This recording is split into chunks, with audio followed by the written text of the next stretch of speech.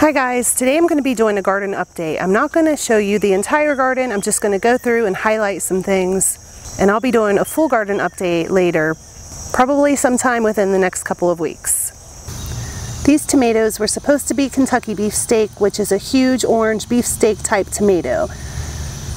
They are obviously something else, definitely not Kentucky beefsteaks. They came out of a package of seeds that I got from Baker Creek. And I'm not blaming Baker Creek by any means. Things happen, human error happens, and even accidental crosses can happen. I planted some Kentucky beefsteak seeds last year out of the same packet, and I got Kentucky beefsteak tomatoes. These tomatoes have a lot of variation in shape. This tomato is rounded, this one's pointy, and this one, the shape on the bottom is reminiscent of a bell pepper. The plant does have a whole bunch of tomatoes on it. It's producing really well. It's a humongous plant. And speaking of variation, look at this. Some of the biggest tomatoes in my garden this year are on this plant. This variety is Daniel's Pink Beefsteak. I've never grown it before, but I'm sure I'm gonna probably like it. It has this really pretty potato leaf foliage.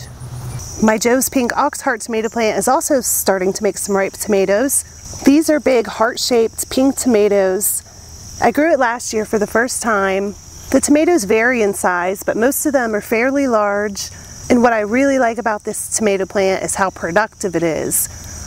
I haven't counted the tomatoes on this particular plant yet this year, but last year my Joe's Pink Oxheart plant had 25 tomatoes on it at one time. Now for a paste tomato or something like that, that wouldn't be a whole lot of tomatoes.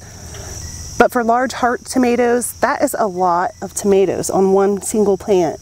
And I don't know if you guys can see that, but there is a ton of tomatoes just right here in this general area.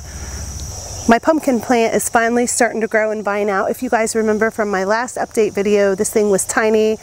I had over-fertilized it, and it's starting to recover. So hopefully we'll get a nice pumpkin this year. And I can't remember the variety, but I'll put the name up on the screen.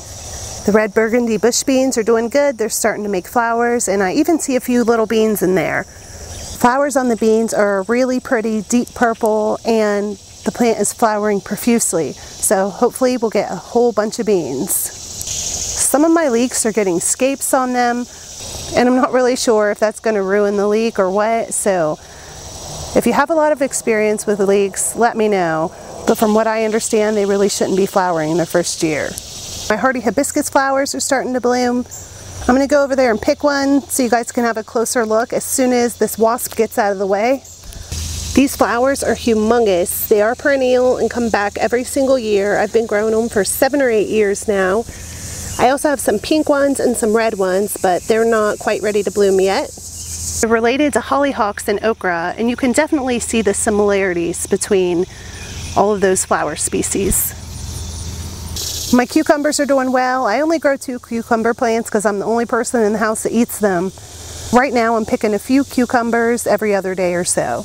I know you guys probably get sick of me talking about my watermelons all the time, but I love them, so if you watch my channel, you're going to have to hear about them. This is an Alibaba watermelon, and I think it's probably going to be my biggest watermelon this year. It's probably not going to beat my record last year of 37 pounds, but I'm hoping it'll weigh up to be around 30 pounds. There is one other watermelon that could possibly pass that one up in size, and that's a Jubilee, which happened to be my biggest watermelon last year. They usually run between 30 and 40 pounds. And I did plant the Jubilee watermelon later than my other varieties.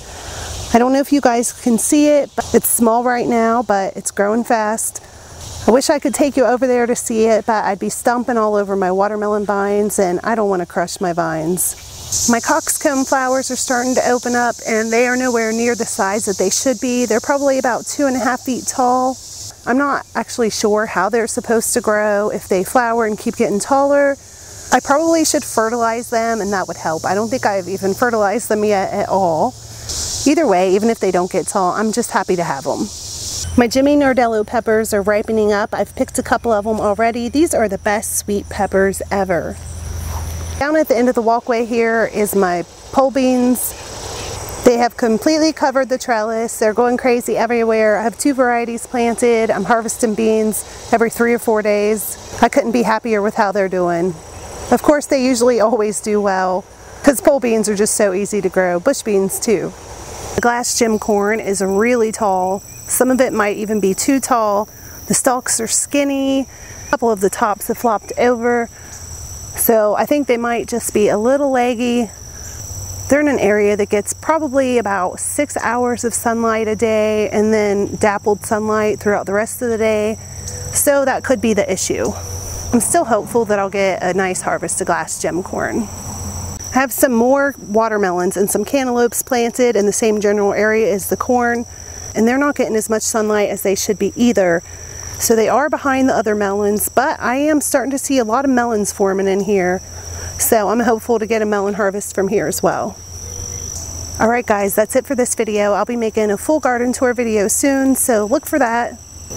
Thanks for watching, and I'll talk to you next time. Bye.